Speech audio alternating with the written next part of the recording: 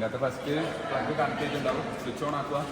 എന്നിട്ട് ഈ 3 switch first on ആക്കണം. ഇതും ഇത് 3 ഓൺ ആക്കുക. എന്നിട്ട് ഇതിൻ്റെ അകത്ത് പിന്നെ 4 ടെമ്പറേച്ചറിൻ്റെ റീഡിങ് എടുക്കാനുണ്ട്.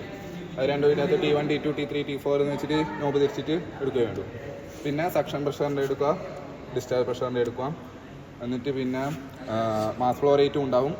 പിന്നെ ഇതിനകത്ത് മാനോമീറ്ററിൻ്റെ റീഡിംഗ് ഉണ്ടാവും. ഇത് 1 എത്തിച്ചിട്ട് എടുക്കുക. 1 ഉള്ളെങ്കിൽ അങ്ങനെ തന്നെ എടുക്കുക. അല്ലെങ്കിൽ ഈ സാധനം തിരിച്ചിട്ട് ലൈക്ക് ആ സാധനം തിരിക്കുമ്പോൾ ഈ സാധനം 1 എത്തുന്ന രീതിയിൽ റെഗുലേറ്റ് ചെയ്യാൻ പറ്റും.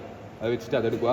പിന്നെ ഈ ഒരു സംഭവത്തിൻ്റെ അകത്ത് ഇവിടെ ഒരു പൾസ് ഉണ്ടാവും. ഈ 15 പൾസിന് ഉള്ള ടൈമാണ് എടുക്കേണ്ടത്. അത് റെക്കോർഡിൻ്റെ അകത്തുണ്ട് എത്ര പൾസാന്നുള്ളത്. അതിന് അത്രയും പൾസിന് 10 പൾസിനുള്ളതിൻ്റെ സെക്കൻഡ്സ് നോട്ട് ചെയ്യുക. ബാക്കി കാൽക്കുലേഷൻ ചെയ്യാം. പിന്നെ ഒന്നും കൂടി ഉണ്ട്. പിന്നെ ഇല്ലറ്റ് സൈക്രോമീറ്റർ വെച്ചിട്ട് ഡ്രൈ ബൾബ് ടെമ്പറേച്ചറും വെറ്റ് ബൾബ് ടെമ്പറേച്ചറും ഇവിടെ വെച്ചിട്ട് എടുക്കുക. നേരെ എക്സിറ്റിൽ വെച്ചിട്ട് ഔട്ട്ലെറ്റിൽ ഇവിടെ വെച്ചിട്ട് അതേപോലെ തന്നെ ഔട്ട്ലെറ്റ് ടെമ്പറേച്ചർ നോട്ട് ചെയ്യുക. Dry bulb temperature wet bulb temperature